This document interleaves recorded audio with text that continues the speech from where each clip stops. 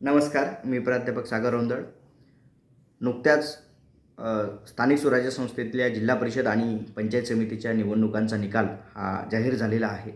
तर महाराष्ट्रातल्या राजकीय प्रक्रियेचा अभ्यास हा सुद्धा आपल्या सगळ्या राज्यशास्त्राच्या विद्यार्थ्यांसाठी किंवा राज्यशास्त्राचं अध्ययन करत असताना हा महत्त्वाचा ठरतो. लोकशाहीच्या संकल्पना शिकवत असतानाच दुसरीकडे निवडणुका, राजकीय प्रक्रिया ह्या खरं तर लोकशाहीचा आत्माच आहे असं म्हटलं पाहिजे निवडणुका. आणि या निवडणुकांकडे आपण कशा अर्थाने बघतो, निवडणुकांच्या निकालांचा अर्थ काय समजून घेतो, हे सुद्धा आपल्या अभ्यासाच्या दृष्टीने फार महत्त्वाचं असतं. आणि म्हणूनच आपण खरं तर खूप चर्चा ही गेल्या अनेक वर्षांपासून सुरू आहे. परंतु प्रत्येकाचा दृष्टिकोन, प्रत्येकाचा एक निवडणुकांकडे बघण्याचा परिप्रेक्ष्य हा वेगळा असू शकतो. मला नेमकं काय वाटलं किंवा काय आपण स्टॅटिस्टिकल ॲनालिसिस आहे, हे सुद्धा या सगळ्या याच्यातून बघून घेणार आहोत.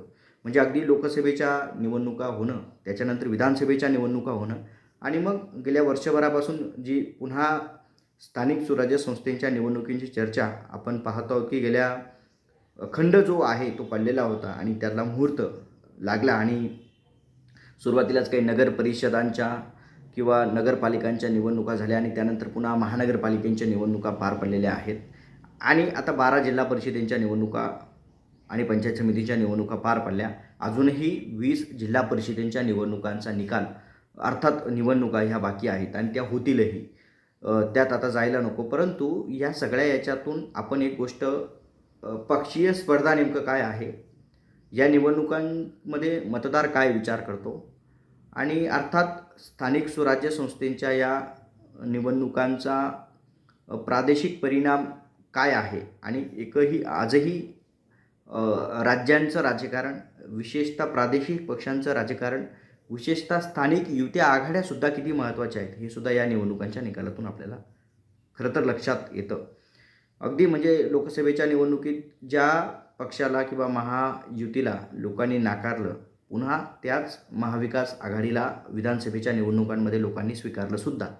आणि स्थानिक स्वराज्य संस्थेत महाविकास आघाडीपेक्षा म्हणण्यापेक्षा तुलनात्मक अभ्यास जरी केला तरी महायुतीला घवघवीत यश या निवडणुकांच्या माध्यमातून मिळालेलं आहे.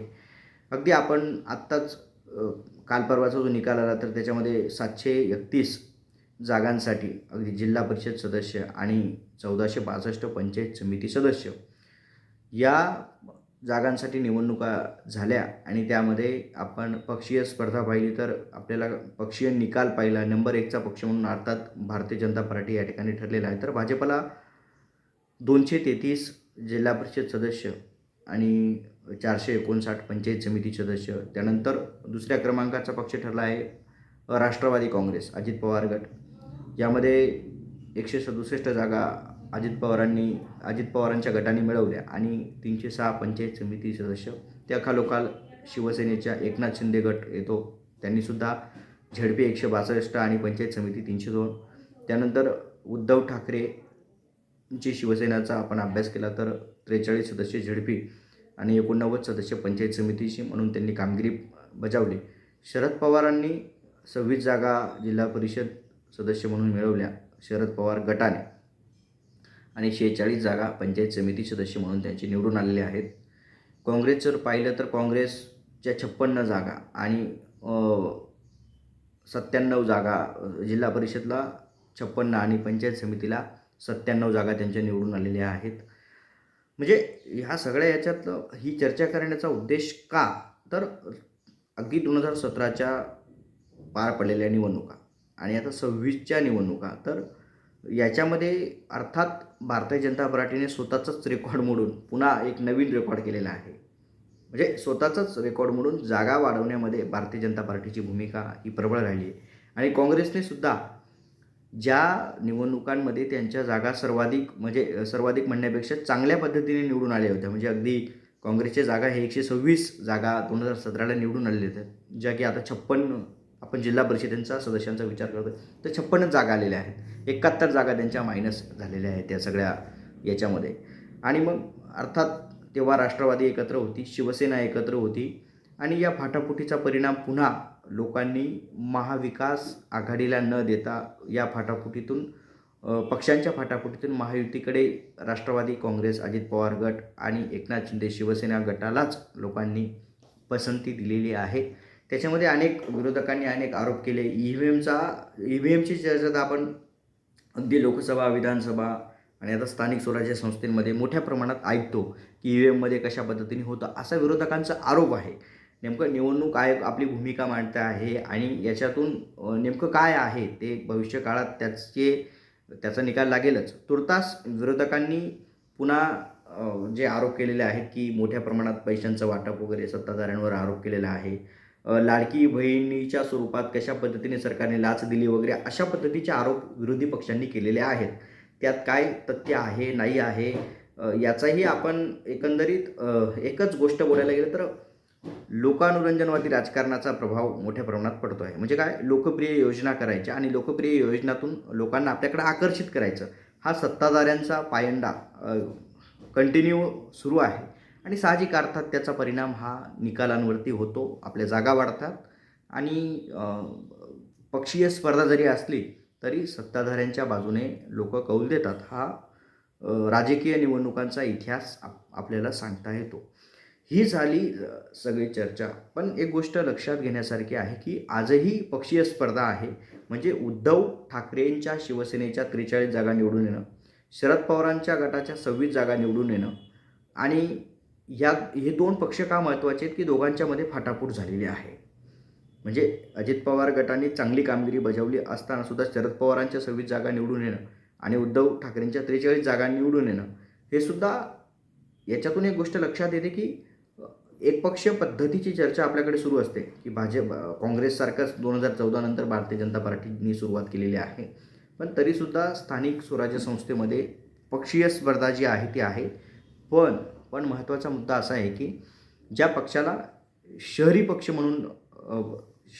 म्हणूनच त्या पक्षाची ओळख होती, अर्थात भारतीय जनता पार्टी, आणि भारतीय जनता पार्टीची ओळख ही आता अगदी स्थानिक स्वराज्य संस्थात अर्थात गाव पातळीवर हा पक्ष पोहोचलेला आहे, हे विरोधकांनी सुद्धा मान्य केलं पाहिजे. 2, भारतीय जनता पार्टी निवडणुकांकडे खऱ्या अर्थाने जिंकण्यासाठीच बघतात. त्याच्यासाठी ते वर्षभर प्लॅनिंग करतात, कंटिन्युअसली कार्यक्रम पक्षाचे सुरू असतात, हे आपण पाहतो. हा सुद्धा धडा विरोधकांनी घेतला पाहिजे. आणि या सगळ्या काल परवाच्या निवडणुकांच्या निकालातून मुख्यमंत्री देवेंद्र फडणवीस यांनी विरोधकांवर एक टीका केली की आम्ही काम करतो, आम्ही काही सकाळी मीडियासमोर येऊन मीडियाच्या दृष्टिकोनातून ह्या निवडणुका आमच्यासाठी नसतात आणि कुणीतरी येतं 9 वाजता आणि विरोधी पक्ष या ठिकाणी आपली भूमिका मांडतात, ते आमची वाट सोपी करून देतात.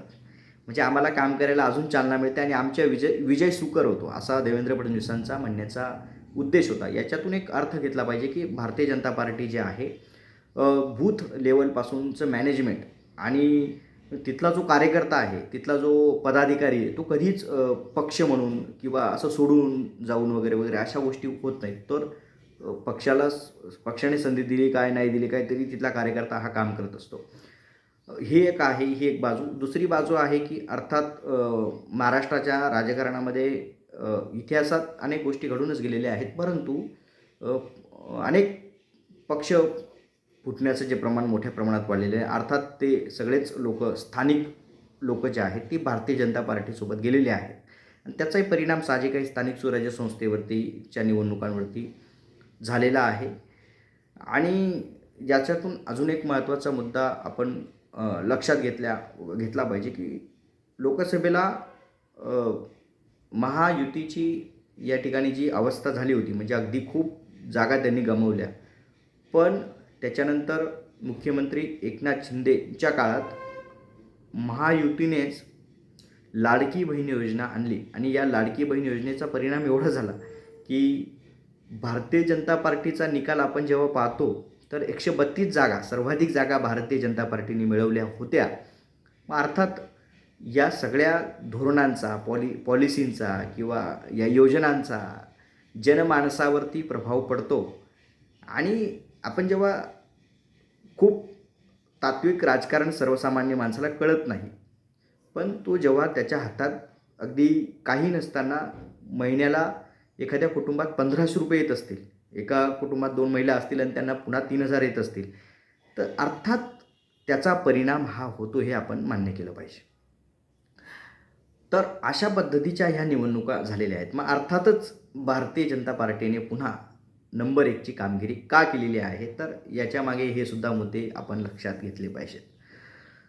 पुन्हा या निवडणुका ज्या झाल्यात ते आपण स्टॅटिस्टिकल पाहिलं तर पुन्हा रायगड, रत्नागिरी, रायगडमध्ये शिंदेसेना आलेली आहे. रत्नागिरीमध्ये पुन्हा शिंदेसेना आहे. सिंधुदुर्गमध्ये भाजप आहे. पुण्यामध्ये अजित पवारांनी जबरदस्त कामगिरी जी 2017ची होती तशीच कामगिरी पुन्हा एकहाती सत्ता पुणे जिल्हा परिषदेमध्ये त्या गटाने मिळवलेली आहे. सातारामध्ये भारतीय जनता पार्टीने प्रवेश केलेला आहे. सांगली जिल्ह्यामध्ये शरद पवारांनी हा गट टिकून ठेवला. म्हणजे विरोधकांमध्ये जिल्हा परिषदेत सांगली गटामध्ये शरद पवारांची कामगिरी ही काँग्रेस आणि उद्धव ठाकरेंचे जिल्हा परिषद अध्यक्ष होतील का नाही होतील, पण राष्ट्रवादी शरद पवार गटाचे सांगलीमध्ये चांगली कामगिरी आहे. सोलापूरमध्ये पुन्हा भाजप, कोल्हापूरमध्ये राष्ट्रवादी काँग्रेस अजित पवार गट आणि मग मराठवाड्यातले जे 4 जिल्ह्यांच्या निवडणुका पार पडल्या त्याच्यामध्ये छत्रपती संभाजीनगर, परभणी, धाराशिव, लातूर. अर्थात भारतीय जनता पार्टीने इथे चांगली कामगिरी केलेली आहे. त्यांचेच जिल्हा परिषद अध्यक्ष त्या ठिकाणी होतील. म्हणजे कोकणातले काही जिल्हे, पश्चिम महाराष्ट्रातले काही जिल्हे आणि मराठवाड्यातले काही जिल्हे अशा या भागांमध्ये निवडणुका पाहता भारतीय जनता पार्टीने मराठवाडा, त्याच्यानंतर कोकणात एक जिल्हा आणि पुन्हा कोकणासोबतच पुन्हा पश्चिम महाराष्ट्रात जी कामगिरी आहे ती चांगली केलेली आहे. आणि अर्थात ह्या सगळ्या गोष्टींचा अर्थ पाहता 12 पैकी 11 जिल्हा परिषदांमध्ये महायुतीची कामगिरी ही चांगली राहिलेली आहे हे आपण ठळकपणे म्हणू शकतो. आणि आता राहिला प्रश्न पुन्हा एक निर्माण झाला होता की अजितदादांचं अकाली निधन होणं अपघातामध्ये आणि त्याच्यानंतर राष्ट्रवादीचं विलिनीकरण होणार का, ही चर्चाला मोठ्या प्रमाणात सुरू झाली होती. तर अर्थात या चर्चेमागे एक गोष्ट लक्षात घेतली पाहिजे की त्यांच्या पश्चात सुनेत्राताई उपमुख्यमंत्री झाल्या.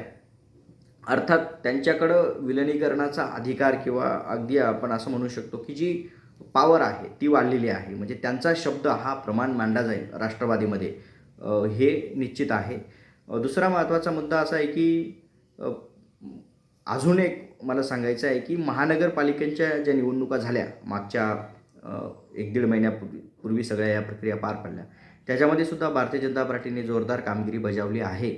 पण यासोबतच ज्यांचा पक्ष हा खरं तर फुटला, अशा मुंबईत भारतीय जनता पार्टीची सत्ता मिळाली आणि शिवसेनेची सत्ता गेली, अशा शिवसेनेचा पक्षफुटीचा त्या ठिकाणी पक्ष फुटला होता. पण तरीसुद्धा चमकदार कामगिरी मुंबईमध्ये उद्धव ठाकरेंच्या शिवसेनेने केली आणि त्यांनी गेलेले जेवढे नगरसेवक होते त्याच्यापेक्षा थोड्या फरकाने जास्त नगरसेवक तिथं मशाल या चिन्हावरती निवडून आणलेले आहेत. म्हणजे अर्थात मुंबईचं राजकारण जरी सत्ता गेली असली तरी मराठी माणूस, मराठी भूमिका म्हणून शिवसेनेने जिवंत ठेवली आणि याच मुद्द्यावरती बाळासाहेब ठाकरेंनी शिवसेनेची स्थापना केली होती. नंतर शिवसेनेने हिंदुत्वाचा पायंडा जोपासला, हिंदुत्वाची भूमिका घेतली.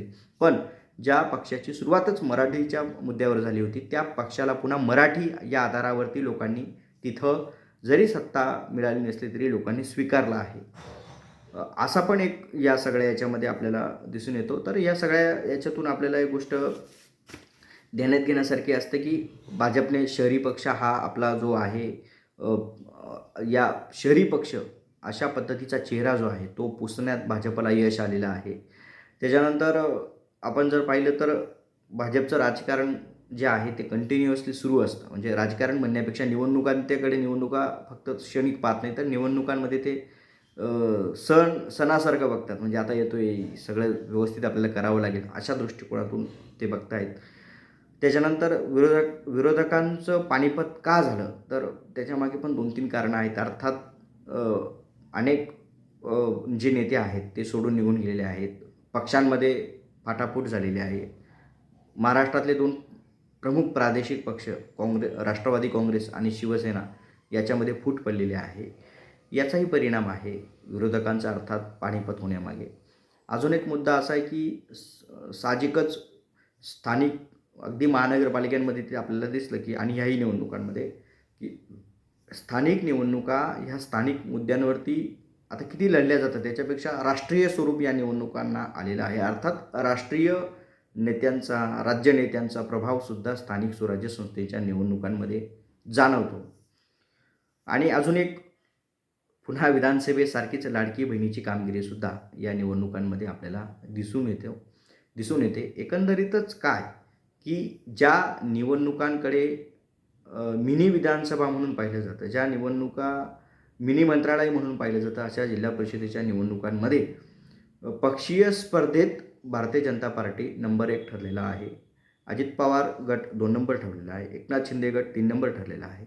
त्यानंतर उद्धव सेना आहे, अर्थात काँग्रेस आहे, उद्धव सेना आहे आणि शरद पवार गट आहे. अशा या सगळ्या याच्यात पक्षीय स्पर्धा महाराष्ट्रात आहे. नंबर 2 होऊ घातलेला आता ज्या बाकीच्या जिल्हा परिषदेच्या निवडणुका येतील तर असा आपण एक अंदाज बांधू शकतो की पुन्हा महायुतीला त्याच्यात चांगलं यश हे मिळण्याची शक्यता आहे का, तर निवडणुकांचा निकाल पाहता. नंबर 3 की लोक आता म्हणजे लोकसभेला वेगळा कौल, विधानसभेला वेगळा कौल, पुन्हा स्थानिक याच्यात लोकांची संमिश्र प्रतिक्रिया मतदानाच्या माध्यमातून उमटते. जरी 1 नंबरला भाजप पक्ष असला तरी हे आपल्याला दिसून येतं. म्हणजे भारतीय लोकशाहीतील निवडणुका या खरं तर फार महत्त्वाच्या आहेत आणि या निवडणुकांचा अभ्यास या सगळ्या दृष्टिकोनातून आपण करत राहिला पाहिजे. आणि तीच चर्चा आपल्या याच्या सगळ्या आपण याच्यामध्ये केलेली आहे.